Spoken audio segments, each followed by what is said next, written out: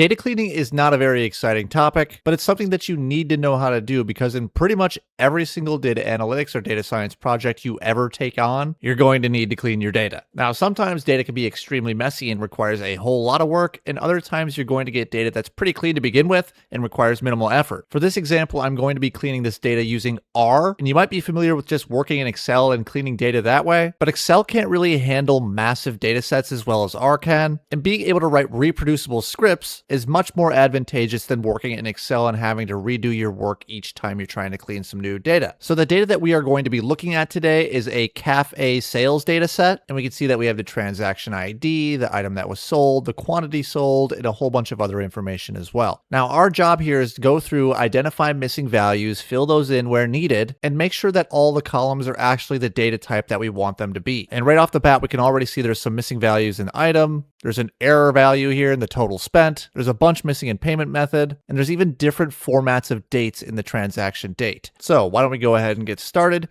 The first package that we're going to use is called dplyr, and this is a package that you're pretty much going to use at all times. If you're coding in R, it's just kind of like R and dplyr go hand in hand. And the other package we are going to use to handle dates is called lubridate. Now, if you don't have either of these installed already, you can just come here and do install.packages and then type in dplyr,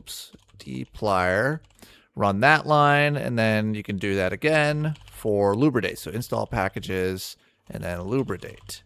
But if you already have them installed, you don't need to do that step. And now the first thing that we want to do is actually read in our data. So all we need to do is df is equal to read.csv, and then our file is called dirty cafe sales, updated.c. Read that in, and we can see over in our global environment that pops up. And then just to get a brief overview of the data, we could do something like str and then feed that the data frame, which will give us the structure of the data frame. So down here in the console, it tells us not only the column names, but also the data type of each column and a couple of the values in each column. We could also do something like summary of df and see what that outputs. And this doesn't give us a whole lot more information since they're all character columns, which should be something that we identify as a problem already, since the quantity of something bought and the price per unit should probably be numeric, and that's something we'll have to adjust. But before we actually move on to fixing data types, why don't we go ahead and count the number of missing values or NA values in our data. And to do that, we can just do call sums is.na and then our data frame. And right now it outputs as there's actually no missing values or no NA values in any of the columns. But we know that's not true. We just saw it earlier visually that some of these values are indeed missing or empty. Now, this is kind of a weird thing about R where those don't come through as NAs, but they come through as empty character strings.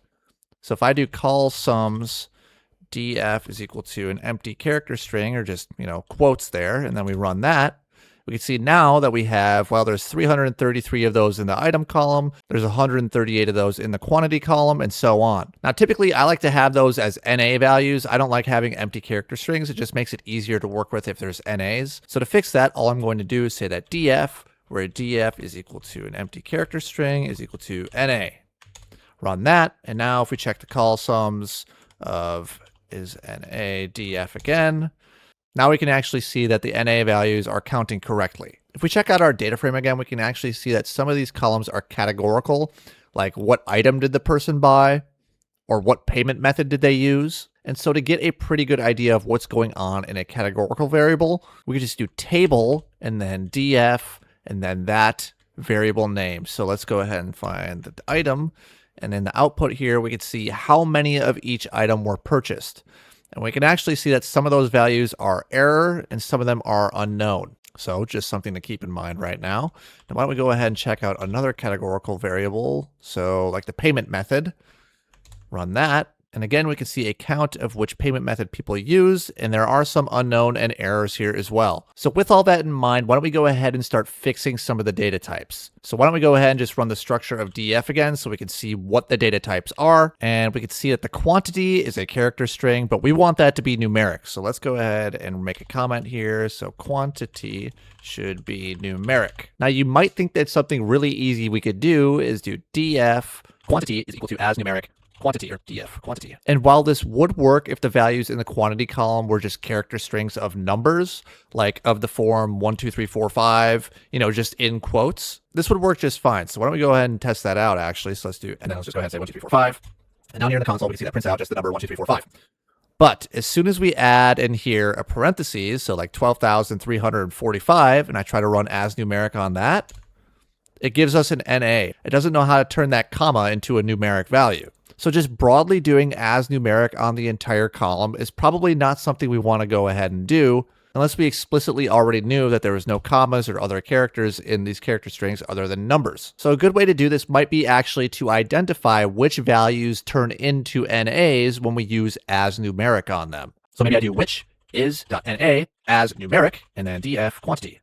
And if I run this code, it should tell me which rows return NA values when I use as numeric on the quantity column. And as we can see, there's quite a few NA values that are returned. And all of these returned are actually index values. So we could use this as an index and say that we want the df quantity at all of those index points. So let's go ahead and check what those were before we tried to convert them. Run that line of code. And we can see that we tried to run as numeric on error, error, unknown, an actual NA, error, and so on. Why don't we go ahead and save these to an actual variable and say NA vals is equal to that. And now let's check the unique values in that object we just created. Spell it right, so unique. And there we go. Now it pops out all the unique values in our NA vals object that we just created. And we can see that we only actually got returned NA values when we tried to use as numeric on error, unknown, and other actual NA values. So that's actually fine. It would be a problem here if we saw a value like in the example before. So if we saw like 1,234 in this unique values, that would be a problem that we would need to address. And we would need to dig into it a little bit deeper and actually do some string manipulation before we used as numeric. But since we don't see any weird formatted numbers like that, we could just use as numeric on it as is. So in the end, we can actually use this line of code that I said we probably shouldn't use in the beginning. But since we verified that there are no weird formats, we can use it. It's going to turn things into NAs, but I mean, the only thing it's turning into NAs are values that were errors or unknowns or already NA, so it's not really an issue for us. Now, why don't we come down here and just run structure of df again. I forgot to run this line of code first, so let's go ahead and do that. And now structure of df. So we can see that our quantity is now a numeric column, and we want to do the same thing for the price per unit and the total spent. Those should both be numeric variables. So what I'm going to do here is just copy and paste this code instead of writing it all over again. And I'll skip what I'm editing here, but I'm just going to change everywhere where I had df quantity before to df price per unit and df total spent for each block here. All right, so now we have that same chunk of code for the price per unit and the total spent. So why don't we go ahead and run those and make sure that there's no weird unique values and we can actually just run as numeric on it. So for the price per unit, again, it's just NA values, error values, and unknown values that are returning NAs, which is fine, so we can convert that to numeric. And for the total spent, again, we have errors, NAs, and unknowns, which again is fine. We can use as numeric on that as well. So let's do another structure of df just to see if those changes went through. And we can see that here, the quantity column, the price per unit, and the total spent columns are all numeric variables now. Now, another column that we want to update here for the data type is the transaction date. Right now, we see that it's a character string, but we actually want that as a date. So if I just copy and paste the same method we used before, but instead of having df total spent here, we have df transaction date, and change that here as well. And instead of as numeric, we do as date. And now we check for our unique NA values. And you can see that as before, the error values are turned into NA, the unknown values are turned into NA. But now we see that there's actual character strings of dates that are being returned as NA. And now that is a problem. We can't just apply as date to the entire column because some of these dates are being returned as NA. So why don't we go ahead and look at our data frame again and actually check the format of these dates. And it looks like some of them are in the form of day, month, year, while others are in the form of year, month, day. So when we have mismatched formats like this, how do we handle that? Well, this is where dplyr and the lubridate package are going to come in handy, and we are going to modify our data frame. So we do df is equal to df, and then this is called a pipe operator. So we're just going to pass our data frame to whatever functions follow the pipe operator. And we'll say mutate. And what are we mutating? We want to mutate the transaction date column, and that will be equal to, a function called parse date time from the lubridate package. And now what goes in here? Well, we are starting with our transaction date column, again, the transaction date values. And now we pass it what are the formats of those dates in there. So again, we saw before, let's go ahead and double check just to make sure. We have day, month, year. So that's one of them. So in here, we'll just say DMY for day, month, year. And then the second format that we wanted it to try was year, month, day. So now instead of DMY, we do YMD. And now if we run this code, it tells us that 433 of them failed to parse, which is probably fine. It's, we saw that there were errors in there and there were unknown values in there. Those aren't going to parse to a date. So if we visually inspect, we can see that the dates are all the same form now. And anything that couldn't convert to a date is now just an NA value. So now if we check the structure of our data frame again, now our transaction date column is of the data type POSIXct, which is basically just a date time value. If we wanted it to be specifically as a date, I could just do something like df transaction date is equal to as date df transaction date and run that. And then if I did structure of df again, well, now it's specifically a date. There's no real difference there in terms of operating on it. But if you want it to be called specifically a date, you just do as date now. Now that we've fixed all the data types, why don't we return back to our categorical NA values and see how we can fix those. So as a reminder, all we did was df and then whatever our categorical variable was. So in this case, let's check out item and we can see the counts of the items and we can see that there's unknown values and there's errors. And why don't we just copy and paste this a couple more times for other categorical variables. So we have our payment method, and then the remaining categorical is the location. So let's check that as well. So the payment method, we can see the counts there, and location, we can see the counts there as well.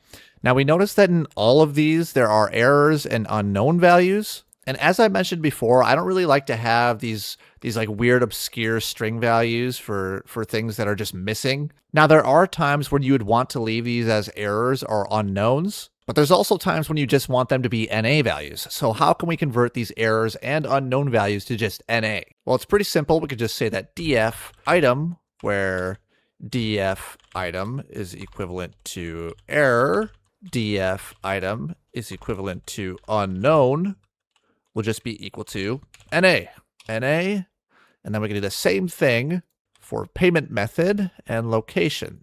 So if I just copy and paste all those variable names in the correct spots, now we are changing the payment method and the location to NA wherever there was an error or unknown value. So I run these lines of code, and those should now be NA. So why don't we go ahead and just run these table functions here again just to check that. So table of item, there's no more errors or unknowns, no more errors or unknowns in the payment method, and in the location there's also no more errors or unknowns. Now another thing that we might notice in our data frame here is that we have sometimes there are NA values for the item. Now we have other information on the item that was sold, for example, the price per unit, and from the price per unit we might actually be able to derive the item that was sold. So let's make a new section here for filling food item NAs. And so really what I'm after here is I want to find out if there is a direct relationship between which item was sold and the price of that item. So for example, if cake is the only item that is sold for $5, wherever there is an NA for the item sold, but the price per unit is $5, then we know that item sold was just cake. So I'm going to create a new data frame to visualize this. I'm just going to call it df check, and that's going to be starting with df and then pipe operator. And what we are interested in is distinct values of item and price per unit. So if I just run that code and I check it out, let's just give it a quick look. We can see that we have coffee for $2, cake for $3.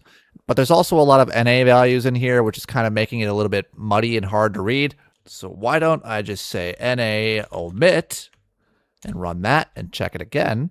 So now we can see it's way easier to read and understand. And what we're left with is distinct item and price pairings. So it looks like all of the items just show up in here one time, which means that coffee is always $2, cake is always $3, and so on. Now, maybe we want to organize this a little bit better, maybe descending by price. I Come back here, pipe operator, and we'll arrange that by descending and then price per unit.